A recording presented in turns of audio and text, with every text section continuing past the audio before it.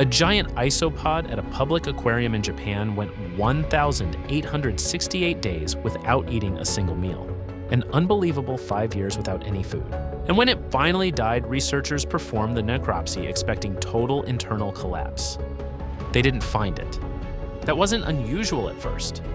Captive animals sometimes refused food during adjustment periods, so the staff weren't worried.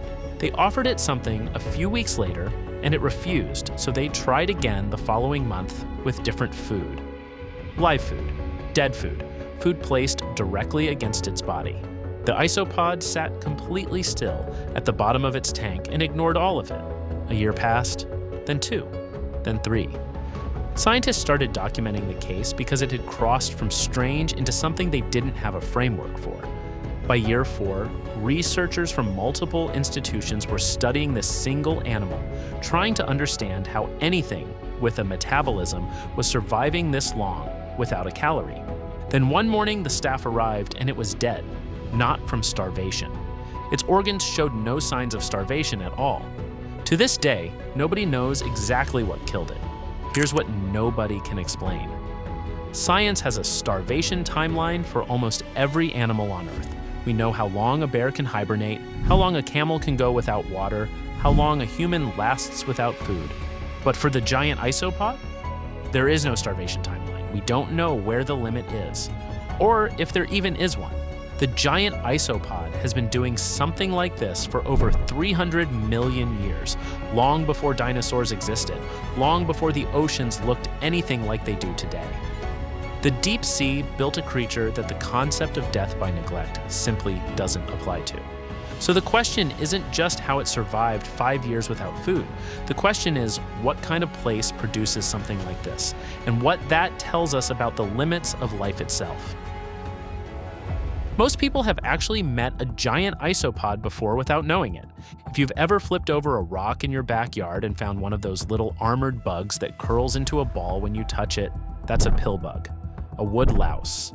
And a wood louse is an isopod. Same family, same body plan, same ancient lineage. It just happens to be living in your garden instead of a mile underwater. Now take that pill bug. Keep everything that makes it work, the segmented armor, the 14 jointed legs, the ability to roll into a perfect defensive sphere, and put it in the coldest, darkest, most crushing environment on the planet for 300 million years. What comes out the other end is this guy. And I know what you're thinking, because most people think the exact same thing. You're expecting something that looks radically different. But that's actually the point. The giant isopod can reach nearly 20 inches long and weigh over 3 pounds. That's the size of a small dog. A normal pill bug fits on your thumbnail. This thing wouldn't fit in your lap comfortably.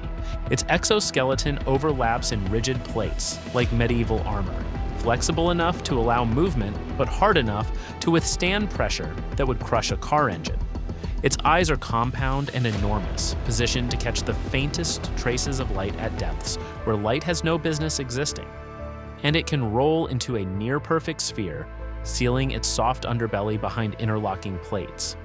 A shark can bite down on a balled-up giant isopod and accomplish essentially nothing. The plates redistribute the force across the entire shell. There's no angle of attack, no weak point, because the design doesn't have one. These guys also have 14 legs, but they aren't built for speed. They're built for grip. On the soft, silty floor of the deep ocean, where every step sinks slightly into sediment, those legs distribute the animal's weight evenly across surfaces that would swallow something with smaller contact points. It moves with a deliberate, almost mechanical steadiness, like something that already solved survival a very long time ago and hasn't needed to revisit the question since. What's remarkable is that this body plan hasn't changed in any meaningful way since the Carboniferous period. The isopod in that Japanese aquarium was running the same basic hardware as the isopod crawling the seafloor before the first dinosaur took a breath. Evolution looked at this design and decided there was nothing to fix. Most lineages change constantly under pressure. The isopod's lineage looked at 300 million years of shifting continents and repeated mass die-offs and responded by staying exactly the same. When a design is that stable for that long, it's not because nothing is challenging it, it's because the challenge never changes. To understand why the giant isopod can do what it does, you need to understand the world it was built for. Below 3,000 feet, the ocean changes completely. The sunlight is gone. The temperature drops to just above freezing and stays there. The pressure at 6,000 feet is roughly 180 times what it is at the surface, enough to implode a steel drum instantly. And the food situation is, by any reasonable standard, catastrophic. At the surface, everything runs on sunlight. By the time you hit the deep seafloor, almost none of it arrives. What trickles down is called marine snow, dead plankton, fecal matter, decaying particles drifting over weeks or months. It's the deep ocean equivalent of trying to survive on crumbs falling through a couch cushion 2 miles above you. In an environment like that, most animals stay small. Small bodies need less food and can survive on whatever little drifts down. That's the sensible strategy, and most deep sea life follows it. The giant isopod went in the complete opposite direction. And you're probably wondering why that would ever make sense. It got large because size solves more problems in the deep than it creates. A bigger body stores more energy, holds fat reserves that last months, and can travel further across barren seafloor in search of the deep ocean's one reliable food source: the dead. When something dies in the upper ocean and sinks, it becomes what scientists call a food fall. These events are unpredictable and rare, but when they happen, they're enormous. A single whale carcass can sustain an entire ecosystem of deep sea scavengers for decades. Researchers have documented over 400 species feeding on a single whale fall over a period of up to 100 years. One dead whale hitting the seafloor is less like a meal and more like a civilization appearing out of nowhere. Smell is its primary navigation tool.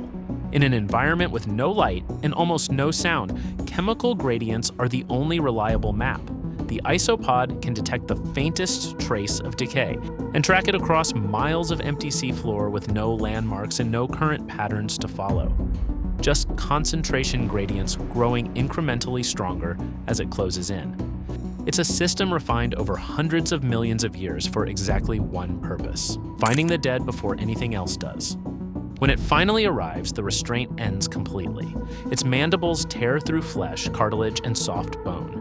Its stomach expands far beyond what its body size suggests. Researchers have found isopods so distended after a feeding they can barely move, like a python that swallowed something its own weight and has nowhere to be for the next 6 months. It eats until it physically can't eat anymore, and then it waits. The metabolism drops to a level that barely registers. Every chemical process slows to a crawl. What would be catastrophic starvation in a warm-blooded animal becomes something closer to a controlled shutdown. The isopod isn't suffering through those months without food. It's barely running at all. This is the mechanism behind the 1,868 days. Not a quirk, just the completely normal operating mode of an animal that evolved in a place where the next meal might be a year away. So when scientists put a giant isopod in a tank and it stopped eating, they weren't immediately panicked. They understood this animal was built for long gaps between meals. They figured it was adjusting to captivity or waiting for the right food or simply not hungry yet. What they didn't anticipate was 5 years. The isopod known as specimen number 1 was a Bathynomus giganteus, housed at Toba Aquarium in Japan. It had its own tank, its own carefully maintained cold water, its own staff who showed up every day to check on it. It arrived in 2007 and ate normally at first, taking Spanish mackerel in its early weeks. Then in January 2009, it stopped. The staff tried everything over the following months: different fish, crustaceans, adjusting the feeding schedule, the water temperature, the lighting. They tried placing food directly against its body so it couldn't possibly miss it. The isopod sat on the floor of its tank with the particular stillness these guys do so well and ignored all of it. Not aggressive, not distressed, just completely, utterly indifferent. Honestly, kind of rude. The aquarium began documenting the fast formally. Updates were published, the case spread through the marine biology community because nothing in the scientific literature described a captive invertebrate doing this. There was no hunting pressure to explain it, no seasonal cycle, no environmental trigger. Just an animal in a controlled tank with regular access to food, choosing not to eat for reasons nobody could identify. 1,000 days passed, then 1,500. The staff kept checking. The isopod kept not eating. Its armor was intact, its movements normal on the rare occasions it moved, its vital signs unremarkable. It looked by every measure anyone could apply completely fine. Then on February 14, 2014, 1,868 days after its last recorded meal, specimen number 1 died. The necropsy found no starvation, no muscle wasting, no organ failure consistent with nutrient deprivation. It was like finding someone who hadn't eaten in 5 years and discovering their body had simply decided at some point that it was done. Not because it ran out of fuel, but for reasons the autopsy couldn't explain. The case was filed under not yet understood. Cause of death, unclear. Now here's the part that really got researchers. When they analyzed the body composition data gathered over those 1,868 days, what disturbed them most was how little had changed.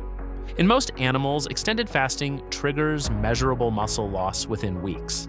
Fat stores deplete in a predictable sequence, like a gauge running toward empty. In specimen number 1, the changes were so minimal that researchers initially questioned their own measurements. The reserves had decreased, but so slowly, far more slowly than any comparable animal on record, that the body appeared to have found some minimum operational threshold and held itself there, burning just enough to stay alive and nothing more. What's striking is that 1,868 days probably isn't the upper limit. In the wild, there's no aquarium staff, there's no mackerel on a schedule, there's just the abyssal plain, which offers nothing on a schedule at all. Reports indicate Toba Aquarium currently holds another giant isopod that has been refusing food since late 2022. It's just sitting there, waiting. There is no starvation timeline for this animal. That's the part that just keeps coming back.